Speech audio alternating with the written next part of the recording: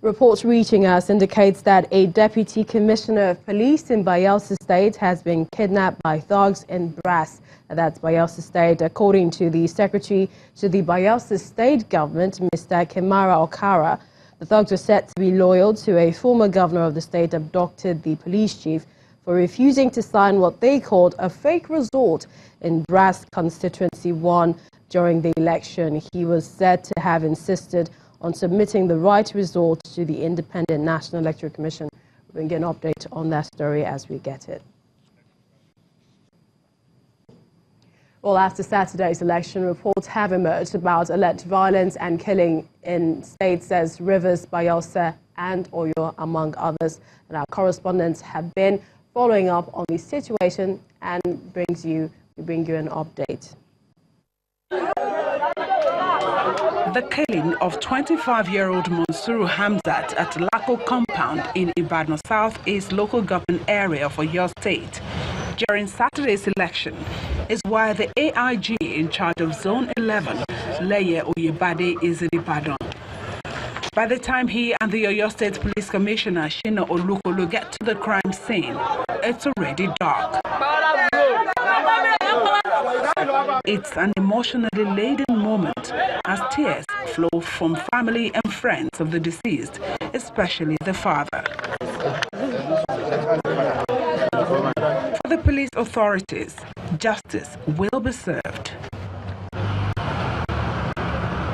Away from Oyo to Lagos, southwest Nigeria, here at the Owosheni Primary School in Oshodi, is a group of ad hoc staff who say they are victims of violence at a polling booth along Oshodi Road. They came on bike with cutlass and bottles, so they were just shouting and they broke the bottles. So we're trying to rescue our life. Then we injured, and I fell on the floor, and they still used their bike to kick me down, and they took all the ballot boxes. Osun State is the next stop as hoodlums allegedly attacked some ad hoc officers right in front of the INEC office. Voting materials were also not spared. It is not the INEC office that was raised down. It was a generating set that they returned from the collating center with matte and non-sensitive materials that were kept outside, that was burnt by hoodlums. Moving on to South Nigeria, Delta State also witnessed violence in some areas as a young man has been confirmed dead at a polling unit in Udu local government area of the state. For every life that is lost, we should be paying as Nigerians for every life that is lost. But unfortunately, you find that in the Nigerian politics, it's very unfortunate that we still have to engage the use of thugs and thuggery in many places. Still in the south, but this time in Nembe local government area of Bayelsa State, where residents of Basambre could not cast their votes on election day owing to pockets of violence in the area. From Bayelsa to its close neighbor, River State, where a large-scale violence in Akukutoru local government area yesterday allegedly left 15 people dead. In Abonema town, Niger Delta activist Ankyo Briggs says the town is under siege. Over 70 youths have been arrested from Abonema. With incidences of violence trailing Saturday's polls in some states, security operatives need to do more, while the people have been enjoined to shun acts of violence in any form, particularly during the forthcoming governorship and State House of Assembly elections. And just before we get to our guest, who is already in the studio, we'd like to update you on the reports reaching us that indicates that a deputy commissioner of police in Bayelsa State was kidnapped by thugs in Brass. Now, these are pictures that came in.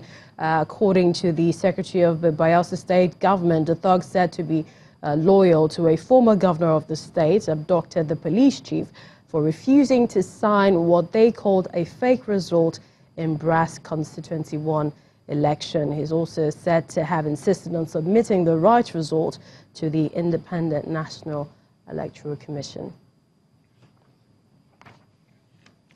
Well, we're now being joined on News at 10 by Adeleo Yobade. He's the Assistant Inspector General of Police in charge of Zone 11 to talk about some of the violence in some parts of the country. We'd like to thank you for joining us on the News at 10. Thank you so much. Interestingly, it's not your first time. You were here just before the elections, but just like you saw that report, the violence across Nigeria characterized Saturday's election. Now, I know that Osun and Oyo State were not on the list of flashpoints in terms of security alerts for the election. So what was responsible for the violence that occurred?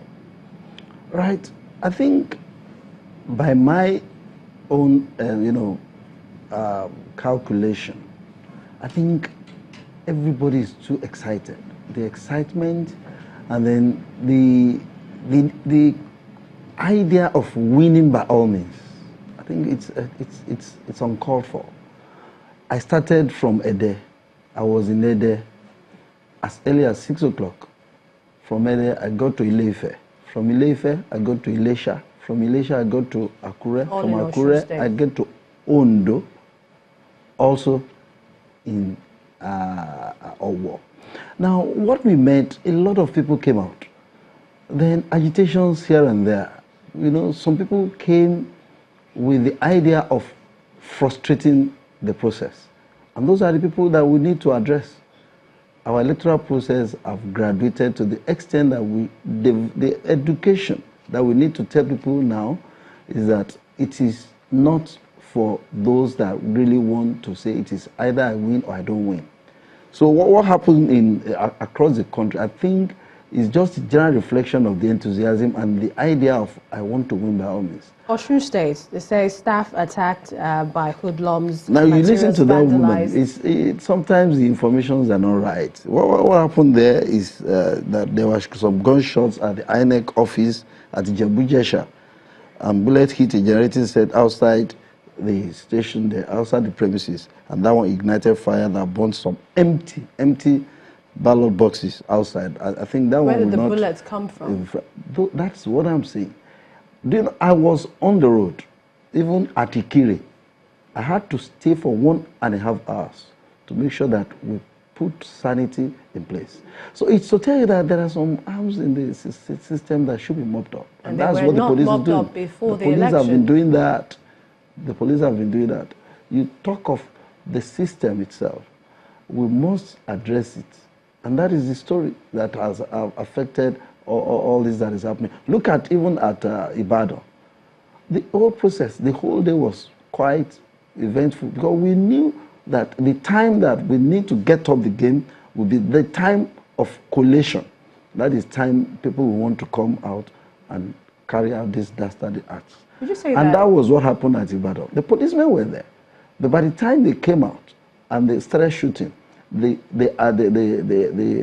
pellet hit somebody that was outside, that was not even around the environment. And you saw that I went down there. And we are working on some information about those boys. In Ibadan, you have those areas, Foko, that bomb photo, there are some hoodlums, perpetrating crime. And we'll do some arrangements to get them arrested. The information I'm giving out now is not for them to think that we'll not get at them. The information will pick them up. And would you rather say that perhaps the task at hand was underestimated? I mean, with all of this police did not underestimate. We did not underestimate. The Inspector General of Police, prior to this program, we did our training and retraining. Police, you see that even this time around, you've not seen any police accidental discharge and all that people normally complain about. We have trained our men on arms handling, and you see that policemen are more proficient in their arms handling. But the criminals, the thugs, those that are armed by who, I don't know. Those are the challenges we are having. I must also ask you, before we let you go, the report just reaching us about the Deputy Commissioner of Police in Bayelsa State kidnapped. I mean, as an AIG, I mean, what have you heard with regards to that particular story? I told you that is outside my jurisdiction. I'm to cover Oyo, Osun, and Ondo. But let me quickly say this. We have the picture there that information. We'll find out what really happened. before you can kidnap or abduct a deputy commissioner of police, it's not just, it's a slap if it actually happened. And I doubt if it is true. We'll find out and get back to you. We have our platform. We used to even track. We'll track if it has happened. I will get back to you and we'll then know what to do. Well, but I want to assure members of the public that police is not that we underestimated anything. We should tell ourselves the truth. Everybody should come up. That education to be able to know that winning is not just by winning by arms. Those that are even going to win should be magnanimous while winning, and the losers should be gallant. We'd like to thank you so much, Mr. Adeleo Yebade, so Assistant Inspector General of Police in charge of Zone 11, for joining us on News at 10. Thank you so much. Well, the Youth Initiative for Advocacy, Growth and Advancement, Yaga Africa, they've decried low turnout of voters in the just conducted presidential and National Assembly elections. Although the Independent National Electoral Commission is yet to release the official numbers of voter turnout, Yaga says based on its estimates and projections, the 2019 elections held on Saturday experienced less turnout of voters than that of 2015. In its preliminary report presenting in Abuja, it says that Nigeria missed the opportunity to improve on the feat achieved in the 2015 elections. Nigeria missed the opportunity to improve on the quality of the elections beyond where we attained or what we attained in 2015.